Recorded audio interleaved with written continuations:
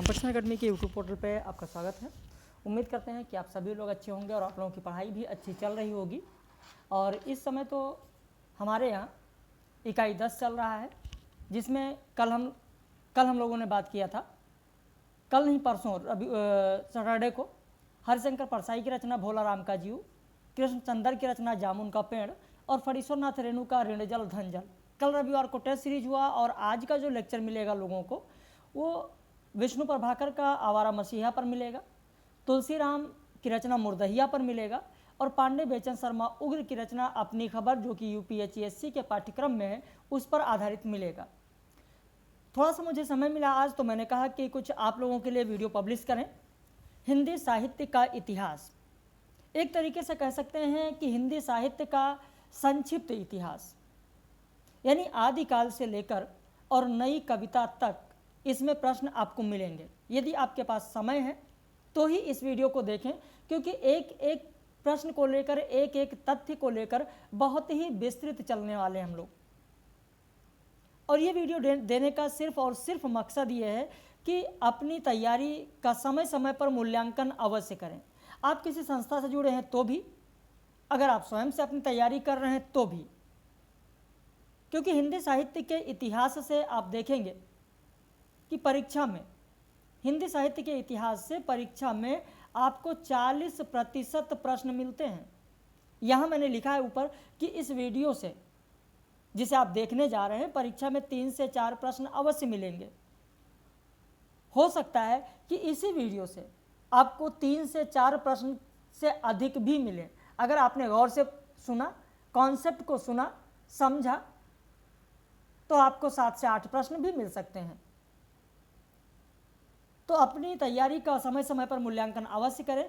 आप कमेंट करके अंत में ज़रूर बताइएगा कि इस प्रश्नोत्तरी से आपके कितने प्रश्न सही हुए, और बहुत सारे जो तथ्य बताए जाएंगे, जो कॉन्सेप्ट बताया जाएगा, उसे भी सुनते और समझते चलें।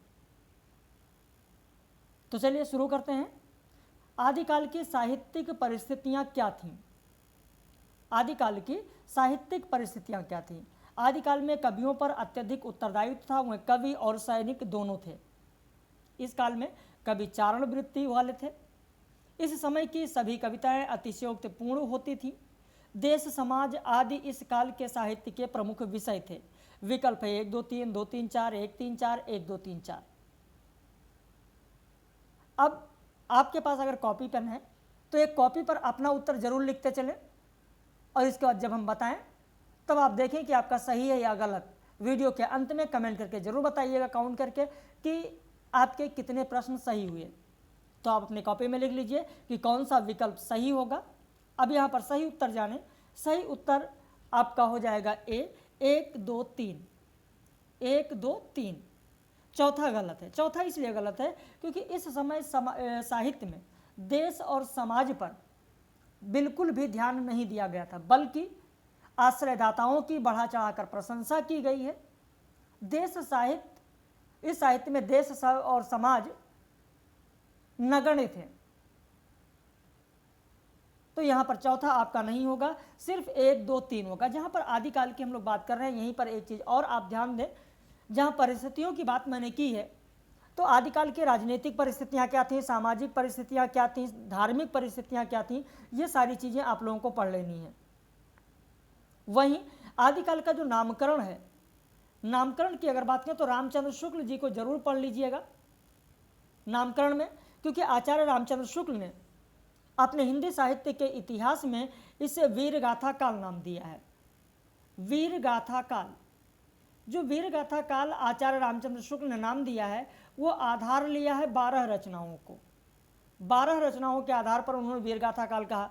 भाई 12 रचनाएं तो आप लोगों को पता ही होगा, क्योंकि आप लोग हिंदी साहित्य का इतिहास, जितने भी हमारे व्यूवर्स देख रहे हैं, सभी लोगों ने एक नहीं कई बार पढ़ लिया होगा।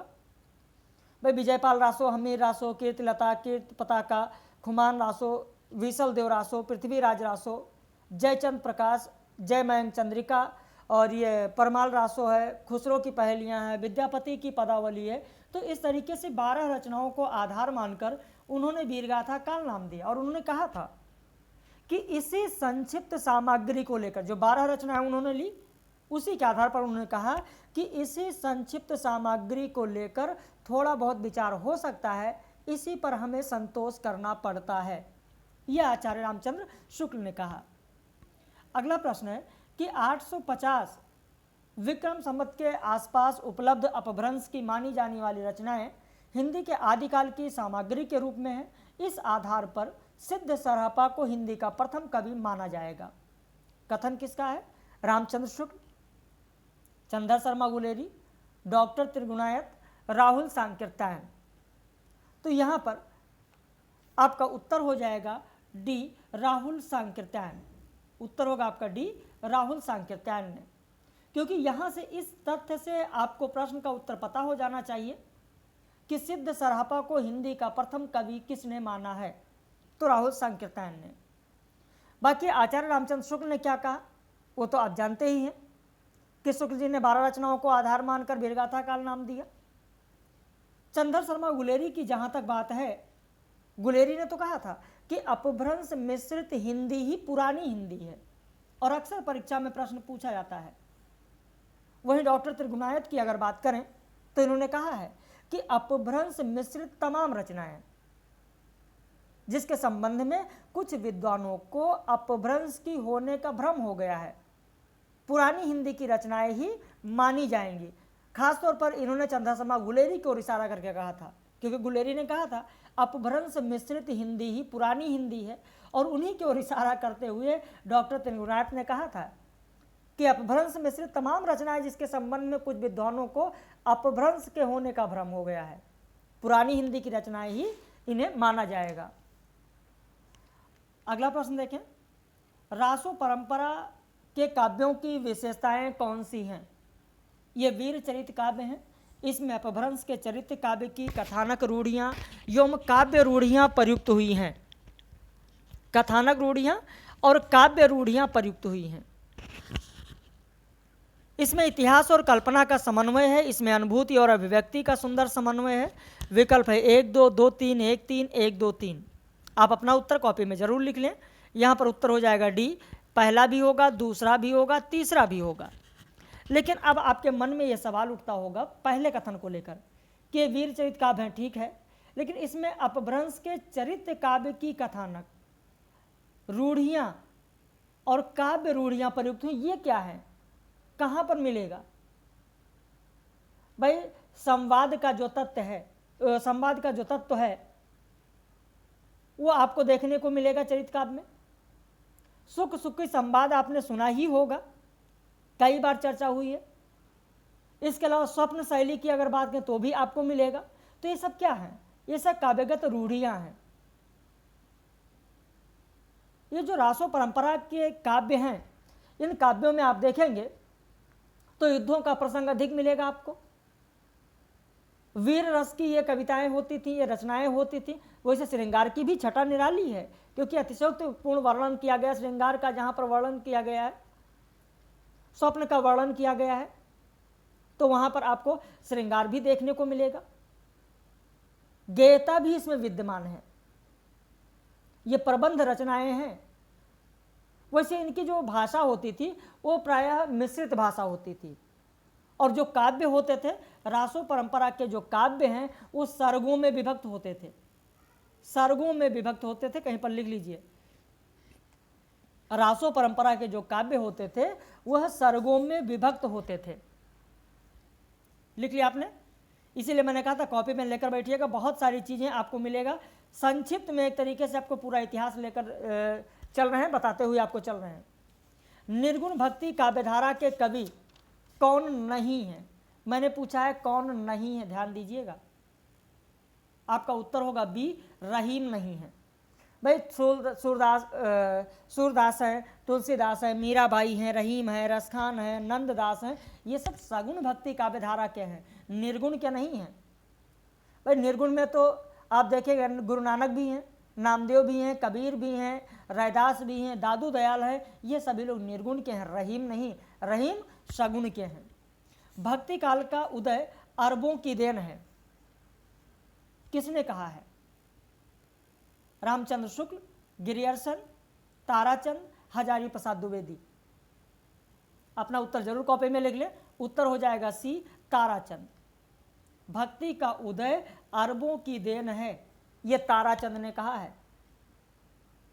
जहां पर आचार्य रामचंद्र शुक्ल जी का कथन है,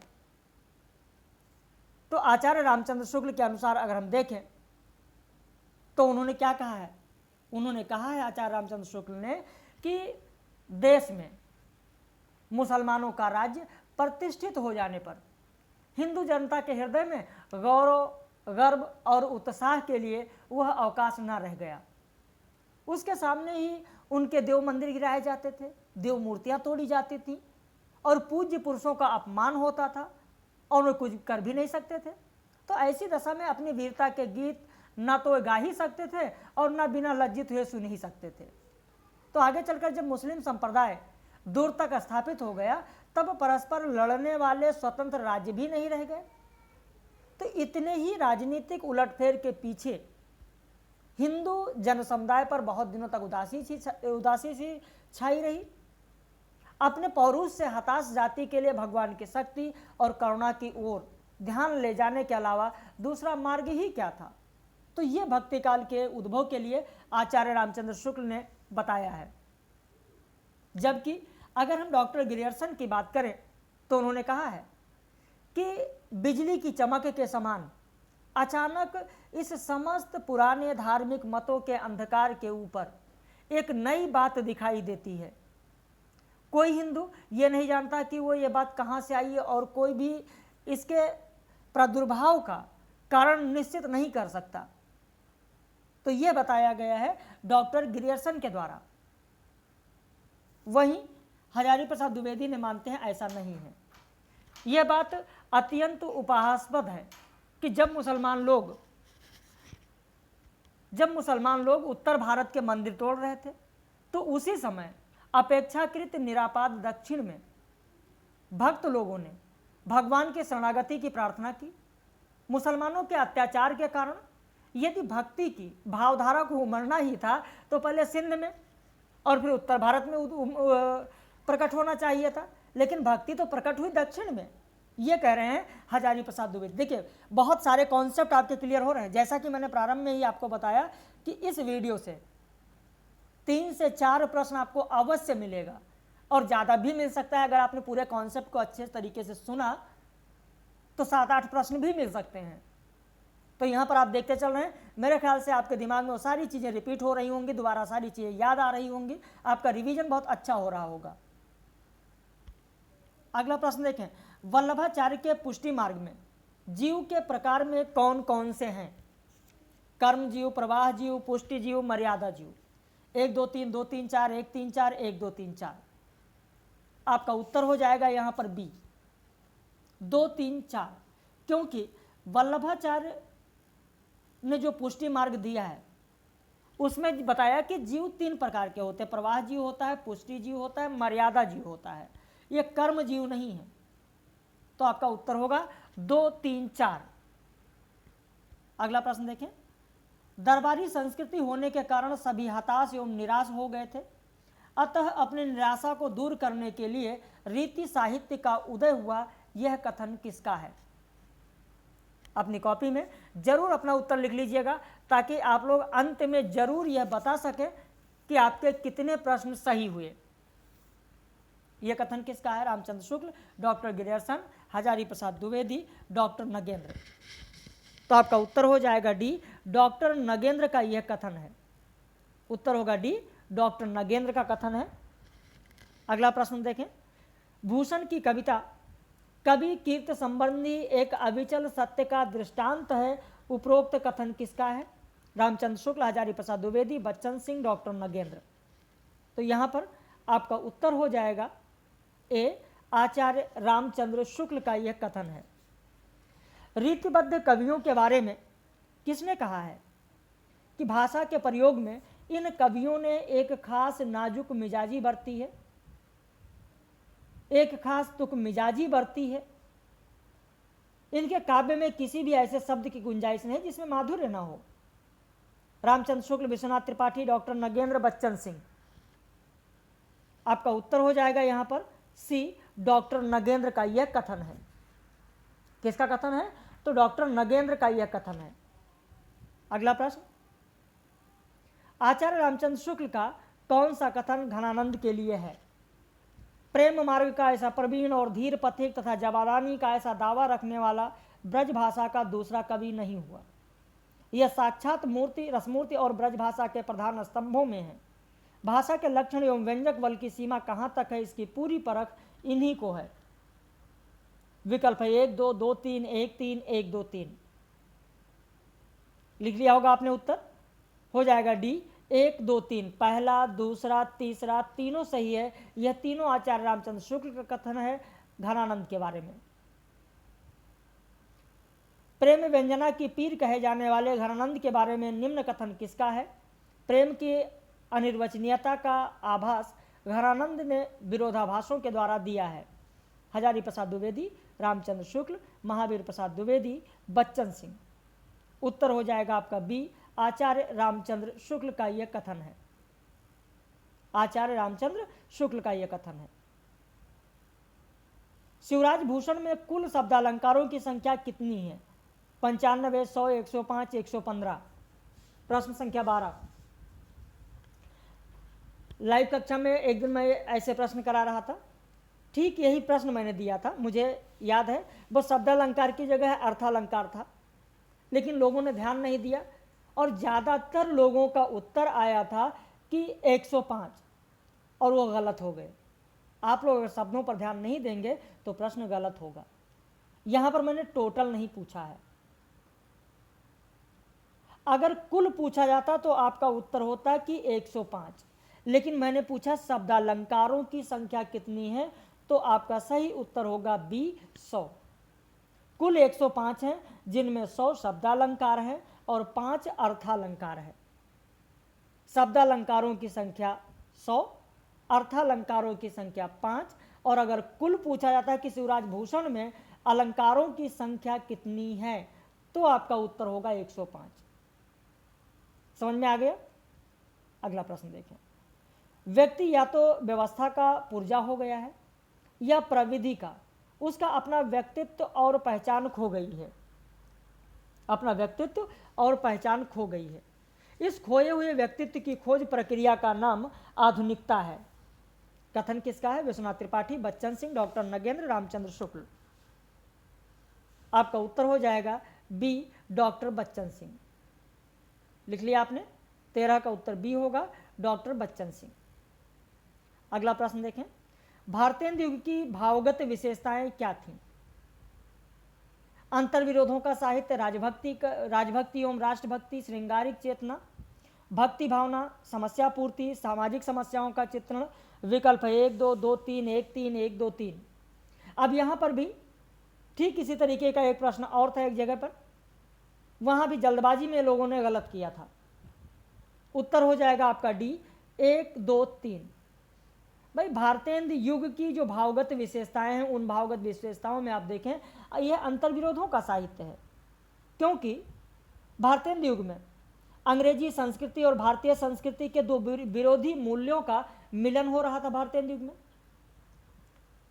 जिसने तनाव की स्थिति पैदा की थी। और यह तनाव कविता में कई स्तरों पर व्यक्त होती है, जैसे राजभक्ति बनाम राजविरोध, या राजभक्ति बनाम राष्ट्रभक्ति, श्रृंगार भक्ति बनाम जन सामान्य की समस्या, ब्रजभाषा बनाम खड़ी बोली। तो कई जगह पर आपको विरोध मिलेगा। राजभक्ति और राष्ट्रभक्ति, भाई इस युग में तो महारानी विक्टोरिया की प्रशंसा के भाव मिलते हैं और राष्ट्रभक्ति भी मिलता है। पंक्ति तो आपको पता ही होगा कि अंग्रेज राज सुख साज सजे सब भारी, पै धन विदेश चली जाती है अति ख्वारी। तो यहाँ पर राजभक्ति और राष्ट्रभक्ति का स्वर भी आपको देखने को मिलेगा भारतेंदु युग में। वहीं श्रृंगारिक चेतना भी है। इस काल में आधुनिकता की चेतना में कहीं कहीं शुद्ध श्रृंगार के दर्शन भारतेंदु युग के कविता में मिलेगा। भाई पंक्तियां तो आपको पता ही कि प्रिय प्यारे तिहारे निहारे बिनी अखिया दुखिया नहीं मानती, क्या है इसमें? श्रृंगारिक चेतना है। भक्ति भावना भी आपको मिलेगी। भाई भक्ति के निर्गुण और सगुण, जो पहले निर्गुण और सगुण था भक्ति काल में आप देख रहे हैं, तो यहाँ निर्गुण और सगुण दोनों रूपों में उपलब्ध हैं। ईश्वर की भक्ति देश की समस्याओं को सुलझाना हो गया है, प्रताप नारायण मिश्र की ये पंक्तियां सुनी होगी आपने, हम आरत भारत वासिन पयब दीन दयाल दया करिए। तो यहाँ पर अब ईश्वर की भक्ति देश की समस्याओं को सुलझाना हो गया है। वहीं समस्या पूर्ति भी आपको मिलेगा। भाई इस युग में आप देखें कविता वर्धिनी सभा, रसिक समाज जैसे संस्थाओं की स्थापना हुई, जहां कवियों की गोष्ठियां होती थी और एक विषय तय कर दिया जाता था और उसकी अंतिम पंक्ति जो होती थी वो तय की जाती थी और इसे ही समस्या पूर्ति कहा जाता था। सामाजिक समस्याओं का चित्रण भी आपको इस युग में, भारतीय युग में मिलेगा आपको देखने को। भाई कौन करे जो नहीं कसकत, सुन विपत बाल विधवन की। तो सामाजिक समस्याओं का चित्रण भी आपको यहां मिलेगा। तो आपका उत्तर होगा डी, 1, 2, 3। द्विवेदी जी का महत्व उनके लेखों में नहीं, उनका महत्व विशेषकर इसी बात में है कि उन्होंने भाषा को परिमार्जित और सुंदर रूप देने का सफलतापूर्वक उद्योग किया है। यह कथन किसका है? तो आप देखेंगे यह विकल्प है रामचंद्र शुक्ल, बच्चन सिंह, श्याम सुंदर दास, डॉक्टर नगेंद्र। तो यह कथन होगा, आपका उत्तर होगा सी, डॉक्टर श्याम सुंदर दास का यह कथन है और बहुत ही महत्वपूर्ण कथन है। अगला प्रश्न, हरिऔध को हिंदी साहित्य सम्मेलन का प्रधान पद किस सन में मिला था? 1922, 1923, 1924, 1925। उत्तर हो जाएगा ए, 1922। मैथिली शरण गुप्त के किस रचना पर अंग्रेजों ने प्रतिबंध लगा दिया था? आपका उत्तर हो जाएगा सी, भारत भारती। मैथिली शरण गुप्त के किस काव्य को हिंदी संस्कृति का स्वच्छ दर्पण कहा जाता है? एक बार शायद किसी परीक्षा में पूछा भी गया था। अब किस परीक्षा में पूछा गया था एग्जैक्ट नाम नहीं याद आ रहा है, लेकिन पूछा गया था और आपका उत्तर हो जाएगा ए, जय भारत। मैथिली शरण गुप्त जी की कविता में राष्ट्रीयता और गांधीवाद की प्रधानता है। यह कथन किसका है? रामविलास शर्मा, बाबू गुलाब राय, रामचंद्र शुक्ल, डॉक्टर नगेंद्र। आपका उत्तर हो जाएगा बी, बाबू गुलाब राय का यह कथन है। अगला प्रश्न देखें, छायावाद गीति काव्य है, प्रकृति काव्य है, प्रेम काव्य है? उपरोक्त कथन किसका है? डॉक्टर देवराज, मुकुटधर पांडे, रामविलास शर्मा, महादेवी वर्मा। प्रश्न संख्या 20, छायावाद गीत काव्य है, प्रकृति काव्य है, प्रेम काव्य है? यहां पर आपका उत्तर हो जाएगा ए, डॉक्टर देवराज।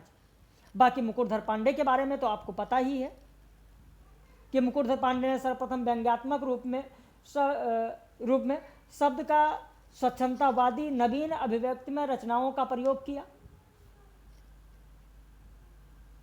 और इतना ही नहीं, छायावाद के प्रारंभ भी इन्हीं कविताओं से माना जाता है मुकुटधर पांडे के। रामविलास शर्मा की बात करें तो रामविलास शर्मा ने डॉक्टर नगेंद्र का जो कथन है, डॉक्टर नगेंद्र ने छायावाद के बारे में कहा है, स्थूल के प्रति सूक्ष्म का विद्रोह। बहुत बार परीक्षाओं में पूछा गया है। और इसी के उलट रामविलास शर्मा ने कहा है कि छायावादी स्थूल के प्रति सूक्ष्म का विद्रोह नहीं रहा, वरन थोथी नैतिकता, रूढ़िवाद और सामंती साम्राज्यवादी बंधनों के प्रति विद्रोह रहा है।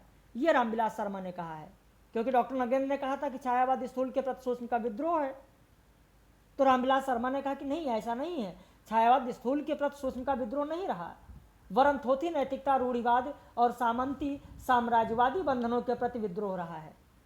वही महादेवी वर्मा ने कहा कि छायावाद ने मनुष्य के हृदय और प्रकृति के उस संबंध में प्राण डाल दिए हैं जो प्राचीन काल में बिंब प्रतिबिंब के रूप में चला आ रहा था और जिसके कारण मनुष्य अपने दुख में उदास और पुलकित जान पड़ता था।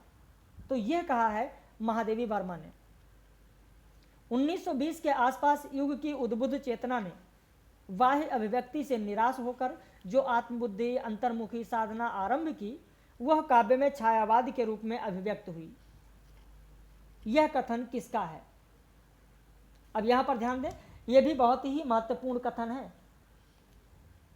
विकल्प में डॉक्टर नगेंद्र, जयशंकर प्रसाद, नंदुलाल वाजपेयी, विश्वनाथ त्रिपाठी। तो यहां पर आपका उत्तर हो जाएगा ए, डॉक्टर नगेंद्र का यह कथन है 21 का उत्तर हो जाएगा ए, डॉक्टर नगेंद्र का यह कथन है। प्रश्न संख्या 21 का उत्तर आपका हो जाएगा डॉक्टर नगेंद्र का कथन है। जबकि जयशंकर प्रसाद की अगर बात करें तो जयशंकर प्रसाद ने कहा है, क्या कहा है?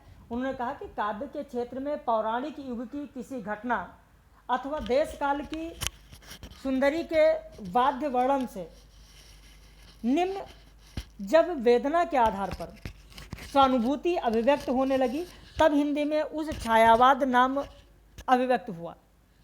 वहीं नंदुलारे वाजपेयी की अगर बात करें तो नंदुलारे वाजपेयी ने भी कहा है कि प्रकृति के सूक्ष्म किंतु व्यक्ति सौंदर्य में आध्यात्मिक छाया का मान मेरे विचार से छायावाद की एक सर्वमान्य व्याख्या होनी चाहिए। नंदुलारे वाजपेयी का जो कथन है ये एक बार परीक्षा में पूछा जा चुका है कि प्रकृति के सूक्ष्म किंतु व्यक्त सौंदर्य में आध्यात्मिक छाया का मान मेरे विचार से छायावाद की एक सर्वमान्य व्याख्या होनी चाहिए। तो नंदुलारे वाजपेयी का यह कथन भी एक बार परीक्षा में पूछा जा चुका है। निम्न में से सत्य कथन कौन सा है? राम की शक्ति पूजा में केंद्रीय संवेदना है सीता की मुक्ति। सुमित्रानंदन पंत को प्रकृति का सुकुमार राजकुमार कहा गया है। जयशंकर प्रसाद ने कविता को कल्पना के कानन की रानी कहा है। रामकुमार वर्मा ने कहा है कि छायावाद कवि व्यक्तिगत सौंदर्य दर्शन की अनुभूति है। विकल्प है 1 2 3 2 3 4 1 2 4 1 2 3 4। आपका उत्तर हो जाएगा यहाँ पर सी। जल्दबाजी करेंगे तो आपका प्रश्न गलत हो जाएगा, 1 2 4 होगा, तीसरा गलत होगा। कल्पना के कानन की रानी सूर्यकांत त्रिपाठी निराला ने कहा है। सूर्यकांत त्रिपाठी निराला ने कहा है, जयशंकर प्रसाद ने नहीं।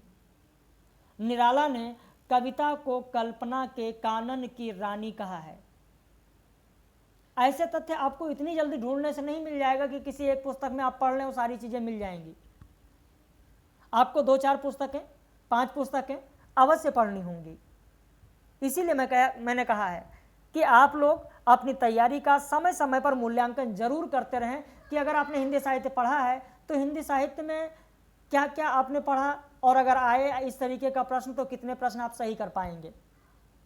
और आप देख रहे हैं वर्तमान में जो परीक्षाएं हो रही हैं कि किस तरीके से प्रश्न पूछा जाता है। पहले जैसा नहीं रहा कि साधारण प्रश्न पूछ लिए जाएं। अगर आप गहनता से अध्ययन नहीं करते हैं तो फिर ऐसे प्रश्न सही नहीं हो पाएंगे। और अभी इतना वक्त है आपके पास कि अगर अभी से ही गहनता से अध्ययन करेंगे तो बहुत ही आराम से आप अपने लक्ष्य तक पहुंच सकते हैं। अगला प्रश्न देखें। अगले प्रश्न पर आने से पहले, प्रश्न संख्या 23 पर आने से पहले थोड़ी सी चीज जो एक सूचना देनी थी वो आप लोगों को दे दें, फिर प्रश्न संख्या 23 पर आते हैं। हमारे यहाँ जो नया बैच चल रहा है, स्टार्ट हुआ है अभी, जिसमें 20 से 24 अप्रैल तक एडमिशन लेने पर शुल्क में छूट दी गई थी। शुल्क केवल 4500 था। ये 24 अप्रैल कल तक था, लेकिन 6-7 लोगों का लगातार मैसेज आया है कि सर कल नहीं हो पाया था, आज मुझे एडमिशन लेना है, तो आज भर की छूट और दे दीजिए। तो आज 25 अप्रैल, आज 25/4/2022 आज तक यह छूट और रहेगी। शाम तक अगर आप एडमिशन लेना चाहते हैं तो आप ले सकते हैं। कई लोगों के अनुरोध पर यह आज तक 24 के बजाय इसे 25 अप्रैल कर दिया गया है। तो यदि आप छूट गए हैं आप भी और इस लेक्चर को देख रहे हैं तो आप जुड़ सकते हैं। हमारे यहाँ दोनों सिलेबस इसी फीस में यूपी HESC और UGC नेट JRF ये दोनों पाठ्यक्रम पूरे कराए जा रहे हैं। क्योंकि जैसा कि मैंने बताया आज इकाई 10 चल रही है। इकाई 10 में तुलसीराम की रचना जो मुर्दहिया है, मुर्दहिया होगा जो कि UGC नेट के पाठ्यक्रम में है। विष्णु प्रभाकर का आवारा मसीहा UGC नेट में भी है, यूपी HESC में भी है। ये भी लेक्चर आज ही लोगों को मिलेगा। पांडे बेचन शर्मा उग्र का अपनी खबर जो कि यूपी HESC में, वो भी आज मिलेगा। तो 3 लेक्चर आपको प्रतिदिन मिल रहे हैं। तो आप भी जुड़ना चाहते हैं तो आप जुड़ सकते हैं। और अगर आज एडमिशन ले रहे हैं आप तो आपको सिर्फ यही फीस पड़ेगी। इस चीज़ का ध्यान रखिए। जो लोग छूट गए हैं वो ज़रूर एडमिशन ले सकते हैं। और एडमिशन लेने के लिए क्या प्रक्रिया होगी, तो इस नंबर का स्क्रीनशॉट ले लीजिए, 80 552584004 इस नंबर पर आप व्हाट्सएप करके सारी जानकारी ले सकते हैं कि फीस आपको कैसे सबमिट करनी है, क्या क्या करना होगा, क्या शेड्यूल है, ये सारी जानकारी आप इस पर ले सकते हैं। तो चलिए शुरू करते हैं। अब यहाँ पर देखते हैं हम लोग जो प्रश्न संख्या 23 था, निम्न में से सत्य कथन कौन सा है? डॉक्टर नगेंद्र ने कामायनी को मानव चेतना के विकास का महाकाव्य कहा। अंग्रेजी साहित्य के रोमांटिसिज्म से छायावाद प्रभावित नहीं है। प्रसाद ने कामायनी का प्रणयन शैव दर्शन के आधार पर किया। नंदुलारे वाजपेयी ने छायावाद को सांस्कृतिक नवजागरण का प्रतीक कहा है। विकल्प है 1 2 3 2 3 4 1 3 4 1 2 3 4। तो यहाँ पर प्रश्न संख्या जो 23 दिया गया है, यहाँ पर भी आप जल्दबाजी करेंगे तो आपका उत्तर गलत होगा। यहाँ पर हो जाएगा सी 1 3 4, दूसरा गलत है। क्यों गलत है? क्योंकि अंग्रेजी साहित्य के रोमांटिसिज्म से छायावाद प्रभावित है, यहाँ पर नहीं शब्द लगा है, इसलिए यह आपका विकल्प गलत हो गया। प्रभावित है नहीं लगा है इसलिए गलत होगा। 1 3 4 सही हो जाएगा। निम्न में से सत्य कथन कौन सा है? छायावाद के प्रथम प्रयोक्ता मुकुटधर पांडे माने जाते हैं। मुकुटधर पांडे की पत्रिका श्री शारदा 4 किस्तों में 1920 ईस्वी में प्रकाशित हुई। पल्लव की भूमिका को छायावाद का मैनिफेस्टो कहा जाता है। यहां पर आपका उत्तर हो जाएगा डी 1 2 3, तीनों आपके सही हैं। परिवर्तन होते रहने से अनित्यता की भावना उदय होती है और अनित्यता ही परिवर्तन को जन्म देती है। उपरोक्त कथन किसका है? जयशंकर प्रसाद, महादेवी वर्मा, सुमित्रा नंदन पंत, निराला। अपना उत्तर कॉपी में जरूर लिख लें और फिर अंत में आप कमेंट करके जरूर बताएं कि इन 25 प्रश्नों में आपके कितने प्रश्न सही हुए। उत्तर हो जाएगा सी सुमित्रा नंदन पंत। तो मुझे उम्मीद है कि इन प्रश्नों को आपने देखा होगा, अच्छे से सुना भी होगा पूरा, तो इससे आपके कॉन्सेप्ट कुछ हद तक जरूर क्लियर हो गए होंगे। बाकी आधे घंटे में क्या और कितना क्लियर हो सकता है ये तो आपको भी पता है, लेकिन कोशिश मैंने की है कि इस 32-33 मिनट में जितनी ज़्यादा से ज़्यादा चीज़ें आपको बताई जा सकें उतना मैंने आपको बताया। और बाकी अगर आपको विस्तृत पढ़ना है तो हमारा पेड बैच आप ज्वाइन कर सकते हैं, जिसमें सारी चीज़ें पूरा विस्तृत आपको कराई जाएंगी। उम्मीद करते हैं कि आपको पसंद आया होगा। यदि आपको पसंद आया है, आपके जितने प्रश्न सही हुए हैं, कमेंट करके ज़रूर बताएं। वीडियो को देखने के लिए, अंत तक समय देने के लिए बहुत बहुत धन्यवाद। हम लोग फिर मिलेंगे रात में 9 बजे लाइव कक्षा में अपने पेड मेंबर्स के साथ।